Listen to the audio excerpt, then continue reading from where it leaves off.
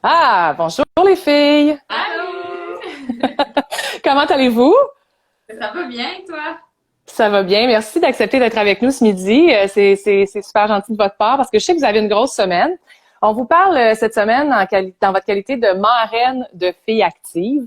D'abord, peut-être, je vais poser la question à l'une d'entre vous. Vous déciderez qui répond. Qu'est-ce que c'est que marraine de filles actives et qu'est-ce que c'est que cet organisme-là pour ceux qui le connaissent peut-être un peu moins bien? En fait, Filles Actives, c'est un organisme en fait qui organise des mouvements entre filles, à inciter les filles à bouger. Puis nous, notre rôle, en fait, c'est juste d'inspirer puis de pousser un petit peu les filles à bouger, puis aussi en fait de leur transmettre notre parcours, notre expérience qu'on a eue avec le sport, notre relation. Donc cette année, mettons, à l'annonce qu'on était les nouvelles marraines de Filles Actives, on a fait une petite conférence où on a interagi avec les filles, puis les filles aussi pouvaient nous poser des questions, apprendre à nous connaître. Puis en fait, c'est juste de partager une activité sportive ensemble, puis de se motiver là-dedans. Ouais, vous parlez de motivation. Parmi les causes, en fait, que Filles Active met de l'avant, c'est de briser l'isolement un peu des adolescentes qui parfois décrochent du sport parce que soit un manque de confiance en elles ou un manque de confiance en leur capacité physique. Dans cette période d'isolement où on est tous confinés, à quel point c'est important de garder les filles motivées, puis comment vous vous y prenez pour essayer de les garder actives, justement? Je pense que c'est de partager comment nous on fait présentement. Il a fallu qu'on s'adapte. Mes sœurs s'entraînent avec leur entraîneur en ligne. Moi, j'explore un peu Instagram puis je trouve des gyms qui font des entraînements en ligne. Fait que c'est un moment aussi pour être curieux, s'adapter. Puis là, on est chanceux, le soleil sort, il commence à faire beau, donc on peut pratiquer, essayer d'autres sports, mais aussi trouver un moyen de l'intégrer dans nos routines de la journée, malgré que c'est un grand moment d'adaptation. Mais tu sais, je dois dire aussi qu'on était, Justine et moi, on a terminé la saison, puis on était en congé. D'habitude, en congé, on fait plus ou moins du sport, on Mhm. en fait, mais on fait plus des activités le fun, puis on avait vraiment besoin de bouger puis de s'entraîner un peu malgré qu'on était en vacances. On avait besoin de... Je pense qu'on réalisait à quel point que rentrer dans sa journée un petit 20-30 minutes d'activité physique, ça me faisait tellement un grand bien. Puis comme, c'était mon Dieu, quelle chance que j'ai de sortir, aller marcher 30 minutes. Mais c'est un peu ça, je pense qu'on réalise à quel point bouger, s'énergiser, suer, ça nous fait du bien à tous.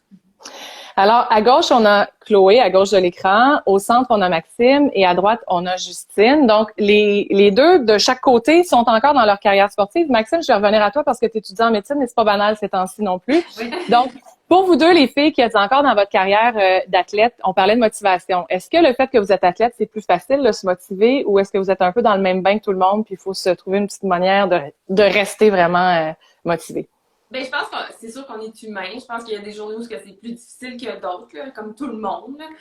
Mais je pense en même temps qu'on est peut-être un peu plus outillé parfois d'avoir tu sais, c'est un événement qu'on peut pas contrôler. On n'a aucun contrôle là-dessus. Puis nous, notre réflexe en tant qu'athlète, c'est de contrôler les choses qu'on peut contrôler. C'est-à-dire justement faire de l'activité, essayer de se divertir. Mais c'est sûr que l'inspiration, elle vient peut-être un peu moins en ce temps de confinement. Mais je dois dire peut-être oui, qu'on a plus, on a des outils Mhm. Mais je pour nous pense aider. moi, mes trucs de motivation vraiment simples, mais très efficaces, je trouve que ça a été vraiment d'avoir un rendez-vous à tous les jours à une heure précise où je me dis, OK, bon, à cette heure-là, je commence mon Mhm. entraînement. Puis là, on a commencé cette semaine à le faire avec Zoom, notre entraîneur Paul Gagné. Fait que ça faisait vraiment le fun d'avoir un Mhm. rendez-vous avec quelqu'un d'autre. Fait que, Un humain. puis à le faire avec soi, une amie, quelqu'un d'autre à la maison, quelqu'un de la famille, ça fait vraiment un bien fou. Deuxièmement, de se lever le matin et s'habiller tout de suite en habit d'entraînement, ça pour vrai, je trouve que ça marche vraiment bien parce que là, Mhm. déjà en legging, puis en fait de sport, il faudrait que tu rentabilises ton kit. Fait que ça, je trouve que ça a été mes deux trucs que j'ai trouvés durant ce moment de confinement qui nous a, en tout cas, qui m'a vraiment aidé. Maxime, tu fais partie des athlètes. Il y en a plusieurs, on s'en rend compte ces temps-ci, qui ont réorienté par la suite, après sa carrière sportive, sa carrière vers la médecine. T'en es où là-dedans? Puis est-ce que tu es en mesure de participer ou t'es pas rendu assez loin? Comment ça se déroule à ce niveau-là pour toi? Dans le fond, moi, je termine le 5 juin ma première année préclinique. Je viens de commencer mon bloc de locomoteur, donc tout ce qui est blessure du squelette, épaule, dislocation, je capote, j'aime bien ça. Ça vient vraiment me chercher dans mon identité d'athlète. Fait que je l'attendais, je suis bien contente. Puis en fait, je peux aller à l'école. En fait, je ne vais pas physiquement à l'école, mais mes cours ont lieu parce qu'il y a eu comme une réorientation toute en ligne. C'est quand même assez impressionnant. Fait au moins, ça continue. Et puis, comme ça l'occupe quand même beaucoup de mon temps, présentement, je reste chez moi, là, je suis pas vraiment impliquée autrement, mais c'est, tu sais, je vois que le moral d'avoir le sourire, tout le monde en a besoin ces temps-ci, puis grâce à Filles Actives, d'autres implications que je peux faire en ligne, qui est vraiment plus facile pour moi à faire présentement, ben, je trouve que c'est comme ça que je fais ma part. Puis, une fois que j'aurai terminé l'école, je réévaluerai la situation, voir comment je veux m'impliquer. Ouais, j'en profite pour saluer les gens à la maison parce qu'ils sont nombreuses, nombreux et nombreuses. J'en vois beaucoup à nous suivre. Il y a Olivia Bouchard qui nous demande depuis combien de temps, Maxime, tu as arrêté ton sport? J'ai pris ma retraite, dans le fond, en 2018, après les Jeux de Pyeongchang. J'ai eu un arrêt pendant un été. Puis au mois d'août, je rentrais en médecine. Donc là, je suis comme à ma 2e année de médecine. Il y a un événement particulier demain qui a lieu concernant Filles Actives, justement. C'est le fameux gala célébration où normalement on rassemble des centaines, même des milliers de filles pour pratiquer un espèce de marathon, si on veut, une course à pied, tout ça. Cette fois-ci, pour la première fois, ça va se faire en ligne. Pouvez-vous nous en dire un peu plus? Et il y aura d'autres gens aussi, des personnalités qui vont participer à ce rassemblement-là. Je vais vous laisser en parler. Oui, effectivement. Mais en fait, on va être toute la gang de filles actives présentes, mais sur Internet, chacun chez soi devant notre téléphone. Puis ça va être vraiment une célébration virtuelle. Donc, on va avoir évidemment des invités spéciaux. Mais le but de ça, c'est vraiment de pouvoir le faire avec les filles malgré tout. Ils ont travaillé tellement fort tout au long de l'année pour cette célébration-là, évidemment. Et je pense que Filles Actives se devait de le faire malgré tout. Puis de le faire interactivement comme ça sur Internet, je pense que c'est vraiment la solution. On est vraiment fiers et heureuses de pouvoir y participer, évidemment. Donc, ça va être un beau rendez-vous demain. Demain, donc, il va y avoir aussi Sophie Grégoire Trudeau, qui est la porte-parole officielle, et Tessa Virtue, qui est une ancienne patineuse artistique aussi, qui est marraine également de Filles Actives. Filles Actives, c'est 185 000 jeunes qui ont été rejoints, si on veut, pendant les dernières années, depuis 2007. C'est dans 3 provinces également. Est-ce que vous allez les faire bouger demain dans ce gala-là?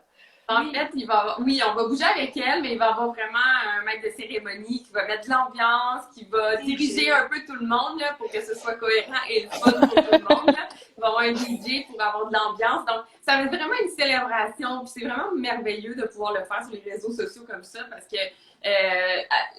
faut s'adapter à la situation. Puis je pense qu'on leur devait cette célébration-là. C'est sûr qu'on est déçus de ne pas pouvoir être en contact avec ces jeunes filles-là puis entendre des anecdotes.